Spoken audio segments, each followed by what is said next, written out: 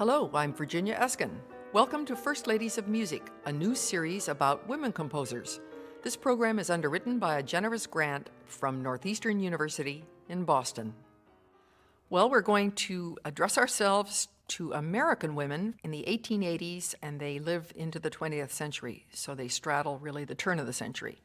And two of our women today live in Boston, which was considered the Athens of America at the turn of the century. And it was an amazing city because you had bastions of not only culture, but you had these huge universities being carved out, Harvard, MIT, and you also had great schools of medicine, music, religion, mathematics, science, and then you had a whole school of writers. And out of this basin should have come more creative women.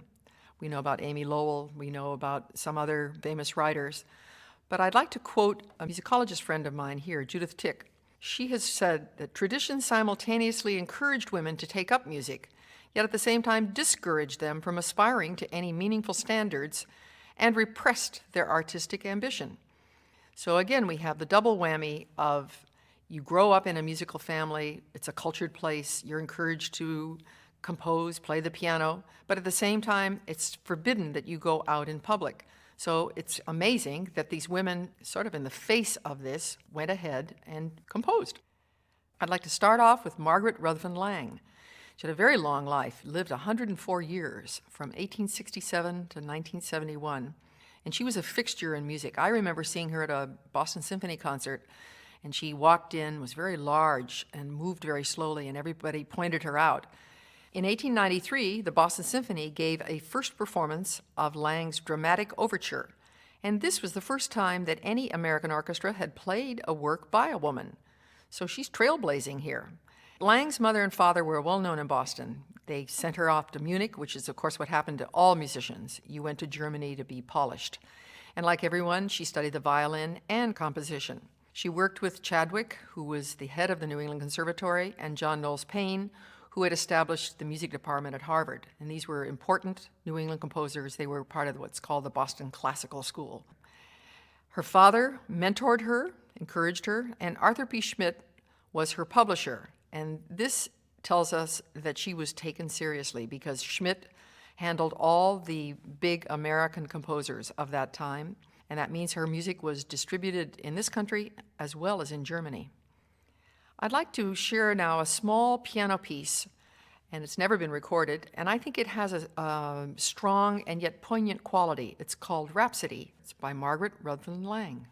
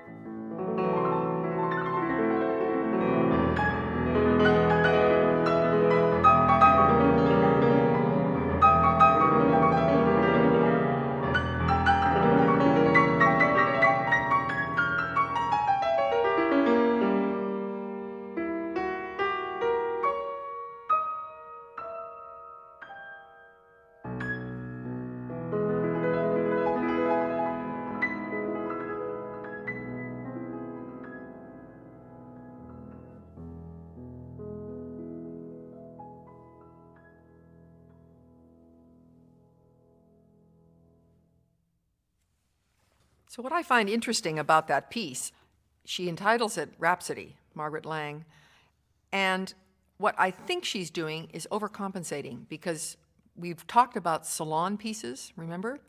And they are always considered sort of weak-kneed, pusillanimous, and something that women did and therefore should be looked down upon. And I feel that Lang in her music is determined not to fall into that trap. Now, I would like you to listen to a song she wrote, and I think it has a great deal of the charm that other women who were writing at the same time. This is entitled In the Twilight. It's performed by Jay Pearson and John O'Brien.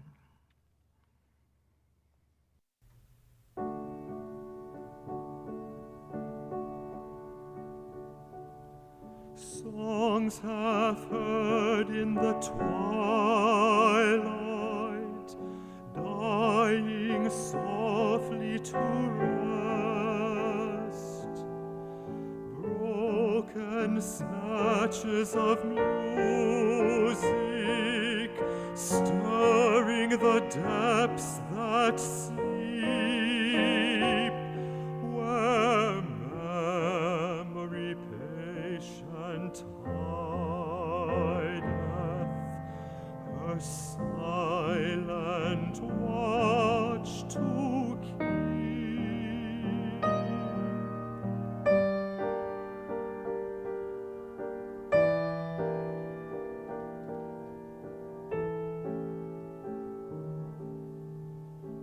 Songs half heard in the twilight,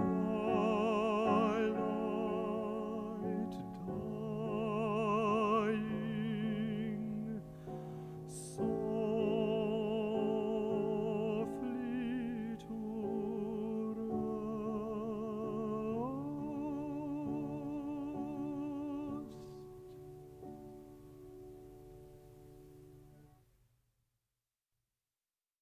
You just heard In the Twilight by Margaret Ruthven Lang, performed by Jay Pearson, baritone, and John O'Brien, pianist.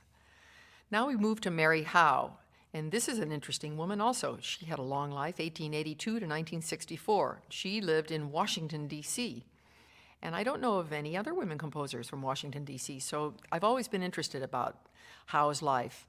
Her early passion for music grew as she got older. She seems to have had a conventional life in that she got married, not like some of our other women, and she even produces 3 children. But that's just part of the story. She gets married in 1912 at the age of 30, and then 10 years later, at the age of 40 in 1922, she gets her degree in composition from the Peabody School of Music, which is in Baltimore, close to Washington. Her output is significant because she wrote many songs, choral works, as well as chamber music. And she was comfortable in the large works, scoring music for orchestras. And that tells us that she could use both sides of her brain, because so often women were criticized. They were discouraged from going into science because that uses the higher brain. And being a composer also uses the higher brain. So it's wonderful to learn about these women who said, I'm going to be doing it, and here it is. I'd like you to hear one of her orchestral works. It's entitled Sand. You know, sand is in at the seashore. It was written in 1928. It's interesting because, again, like the woman we were just listening to, Lang, she's determined to be, I think, serious sounding. There's nothing charm-like and salon-like about this music. It's played by the Vienna Symphony with conductor William Strickland.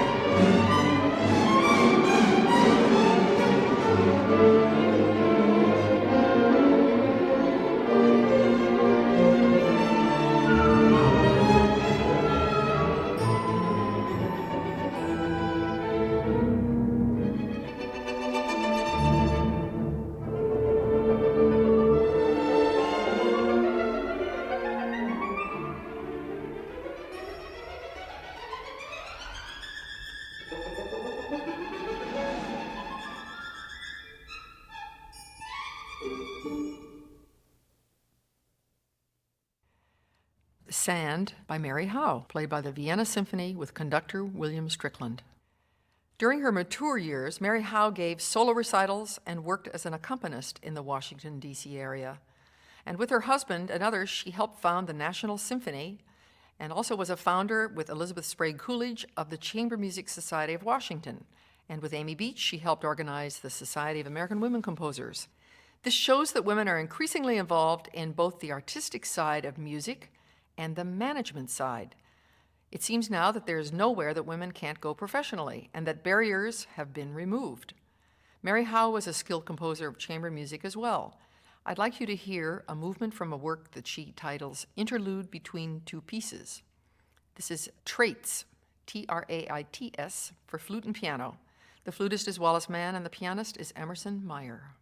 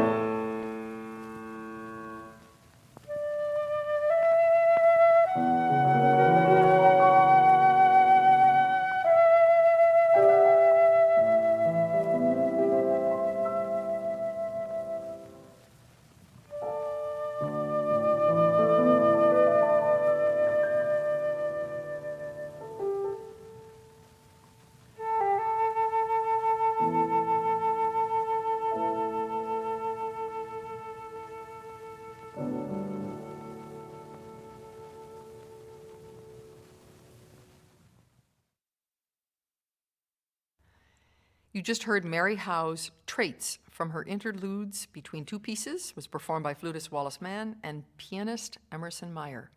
Now we get to Carrie Jacobs Bond, 1864 to 1945. Another one of these long, long, healthy lives. All these women lived a long time. Carrie Jacobs Bond was born in Janesville, Wisconsin. She was a very precocious child. At 4, she was able to play by ear, and at 9, she's playing Liszt's second Hungarian Rhapsody. And after hearing the famous pianist Julie Rivet King play the same Liszt Rhapsody, she wanted to become a pianist. But it doesn't look like her life was just a bed of roses. She didn't have good health. In fact, she was dogged by illness all her life. She had troubles with marriages. She has to support herself and her son, and the husbands seem to kind of take a walk. But she decides to make money. She contacts a Chicago publisher to bring out her music. She promotes them with performances.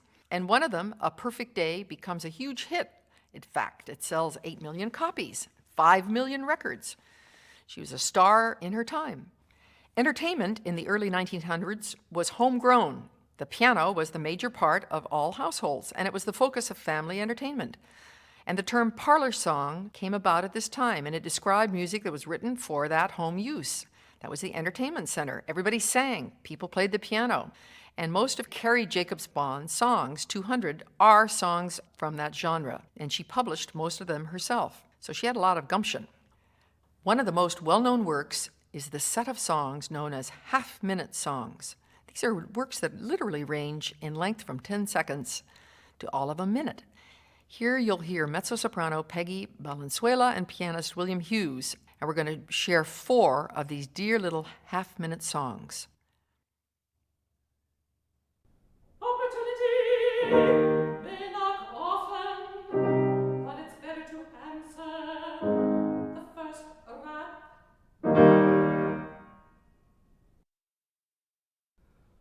A friend is a present you gave yourself.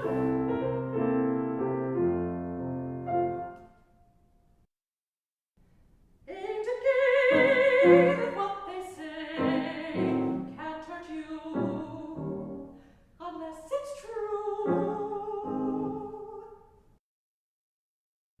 What you can't help, what you can't help, what you can't help, forget. 4 of the little half-minute songs written by Carrie Jacobs Bond. You heard Answer the First Rap, A Present from Yourself, When They Say Unkind Things, and Making the Best of It. Another composer, Nicholas Slonimsky, was writing songs at the same time, but he was writing similar songs for advertisements. So I think it was an idea whose time had come. Now you're going to hear a little longer song written by Carrie Jacobs Bond. It's called A Little Pink Rose. Here are the same artists, Peggy Valenzuela and William Hughes.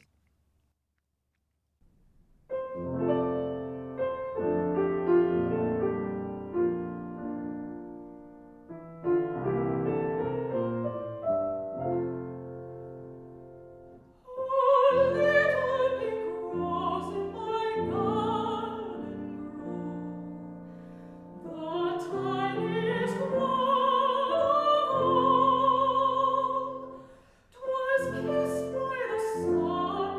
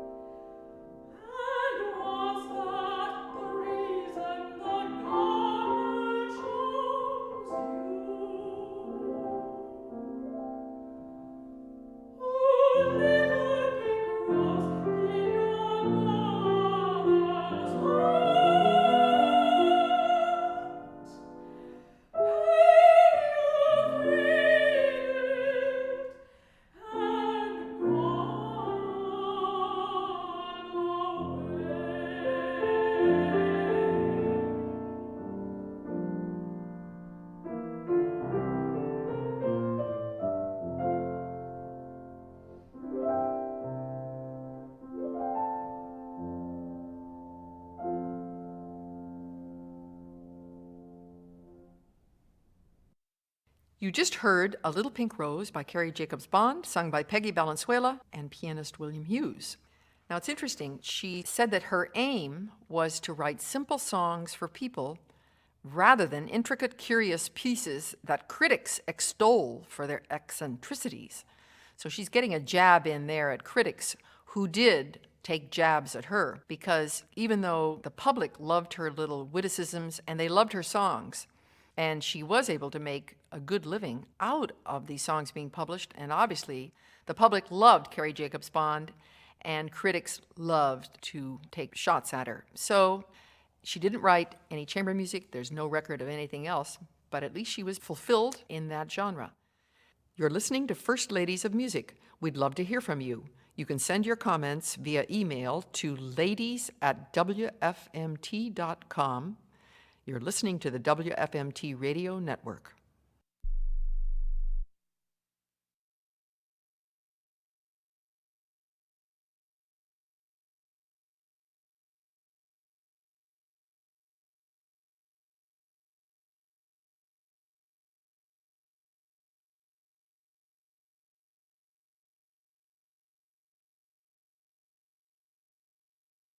Welcome back to First Ladies of Music. Now we come to Amy Marcy Cheney Beach, 1867 to 1944, another wonderful long life. She married Dr. H.H.A. Beach early on, and she lived in Boston. A very fulfilled life, even though she was never able to produce children, and in fact, Dr. Beach dies early on in her life.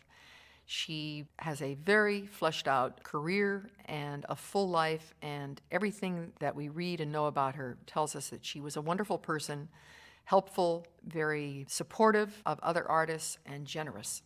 And that shows in the music. She was very much a mirror of Boston at the turn of the century. When she first met Dr. Beach, she had fallen and slipped on the ice, and he treated her for a cut finger. And he definitely liked the look of her. He was still married, and his first wife dies, and he waits for little Amy to become age 18, because that was about 5 years before when he treated her for the cut finger. Once they become married, they live on Commonwealth Avenue, number 28, in fact, and I've had a part in getting a bronze plaque on that house. When I moved to Boston, many people told me stories about her, and that was in the late 60s.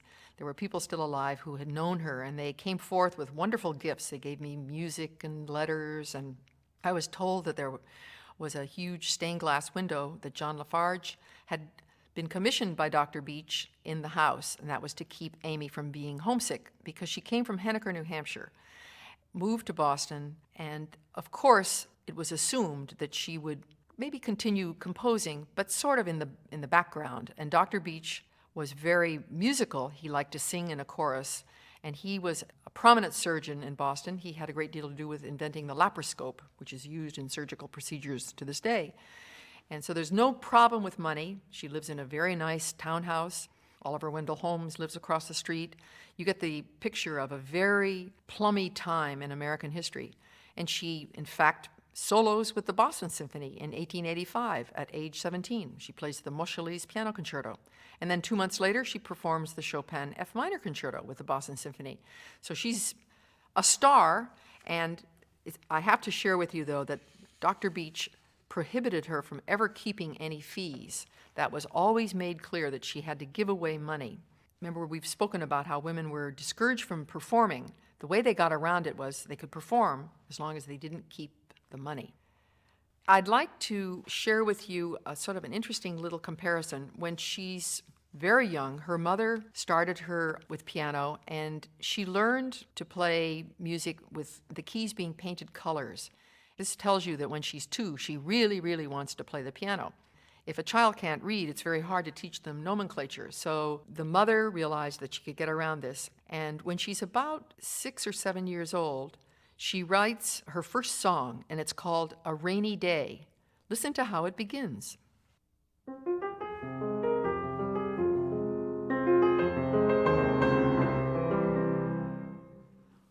Of course, what she's done is completely lift the Pathetique Sonata from Beethoven.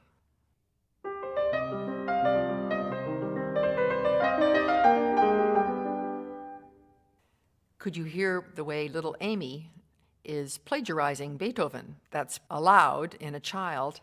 And she went on to compose wonderful music, of course, eventually. I want you to hear her Opus 1. It's called Ariette. She exhibits a wonderful thing here. In the piano part, you'll hear these chords.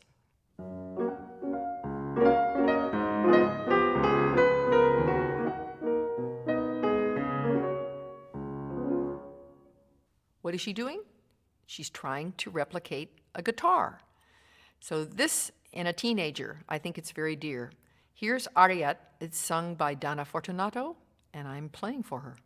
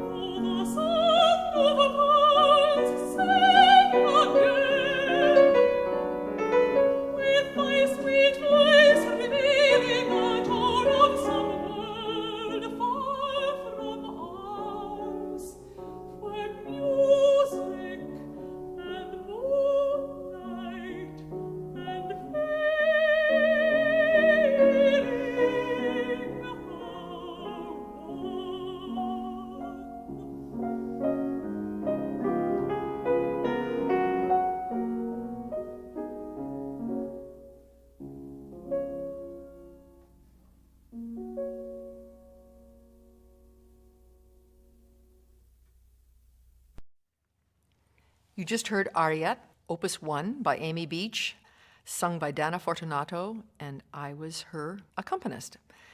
Now, Amy Beach is living in Boston. Her husband dies, and her mother had also moved in with her, and the mother dies. This is about in 1910. This period in her life is what I call the sort of the rich period. She writes the piano concerto. You're going to hear the piano quintet in a few minutes. She writes her symphony. This is all a very rich time, those 10 years leading up to the husband and the mother's death.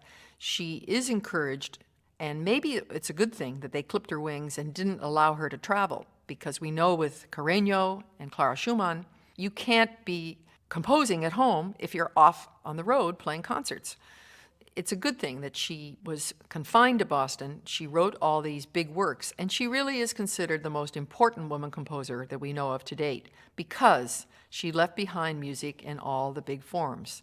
Hundreds of songs, liturgical music, many hymns, symphony, an opera, a lot of chamber music, and just reams of wonderful piano music. And her life is almost, you can break it up into thirds. And this first third is in a way the richest part, because the second and the third thirds of her life, she starts to perform, she goes to Europe, and she loves to play her own piano quintet and her own piano concerto, and she gets rave reviews. She, of course, goes to Leipzig and to Berlin.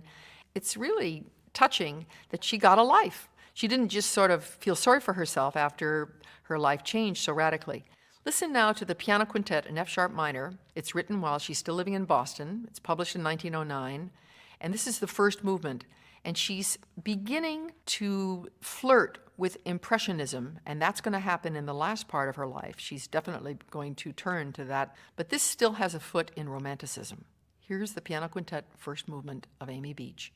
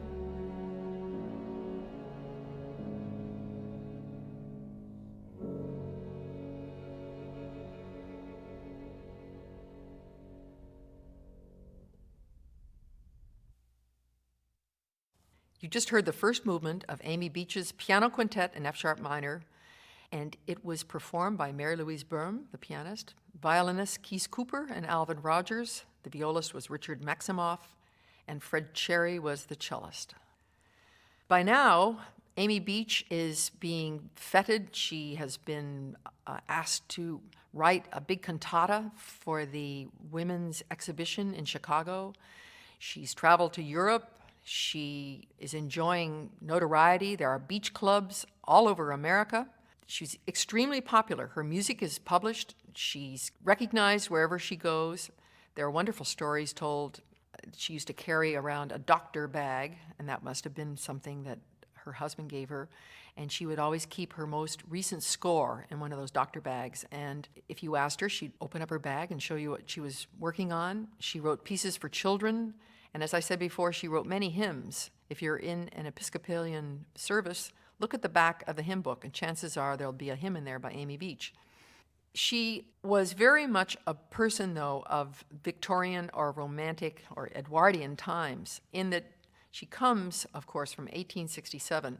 So she's not at all a modern lady in the 1920s. In all the pictures, she's very regal, and she wears clothing that sort of resembles Queen Victoria, and she had a great sense of herself, and she's extremely queenly. Everything about her is clean and noble, and this shows up in the music. There's this wonderful arching quality that's always very, not spiritual so much, but just very pure. She was asked why she didn't go to more modern music, because she, after the husband and the mother die, she locks up the big house in Boston and moves to New York. And she lives there basically the last 20 years of her life until she dies in 1944. Why wasn't she more interested in Stravinsky or Copland or even ragtime? She was not disinterested, but she didn't relate to their language. Atonality was something that she didn't really understand. Which isn't to say that in some of her music she does put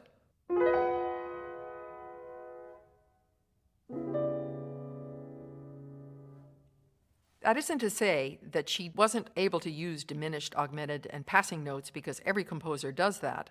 But she was not interested in lingering, and that's the big difference. Atonality is music that's made up of fractured rhythms.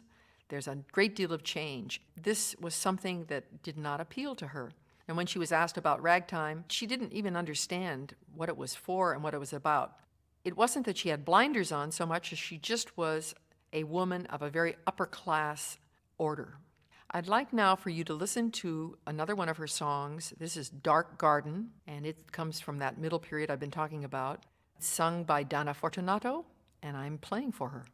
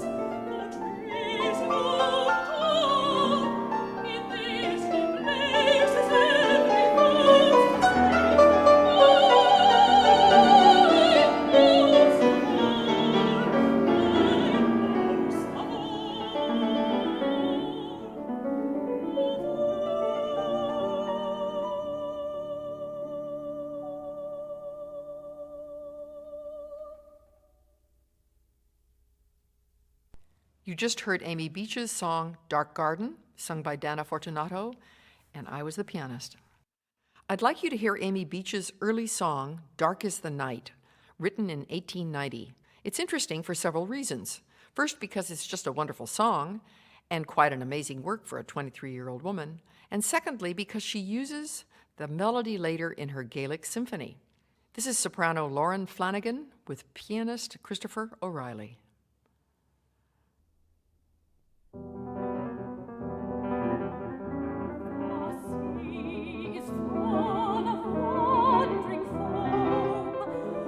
Sky of driving cloud, my restless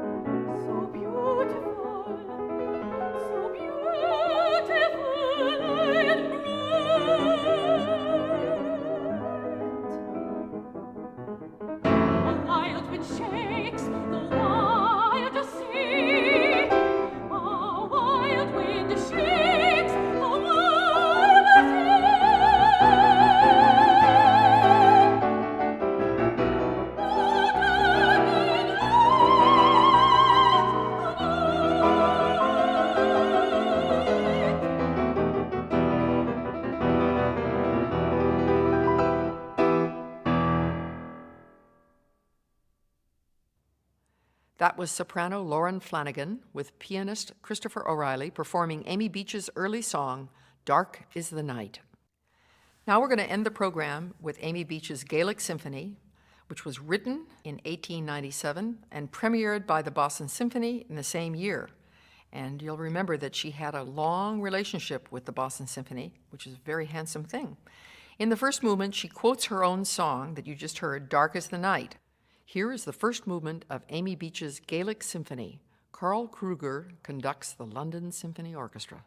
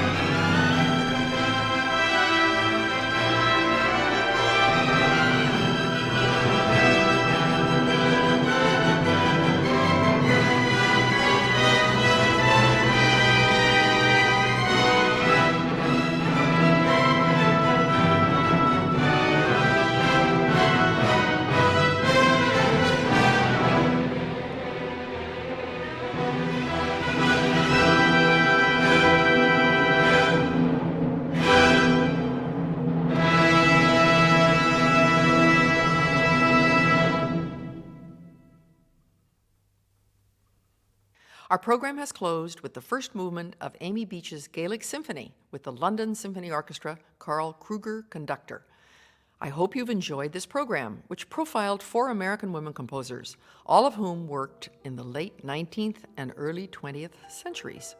On our next program, we'll focus on Impressionism and ragtime, and the wonderful women who composed that music. I hope you'll join me.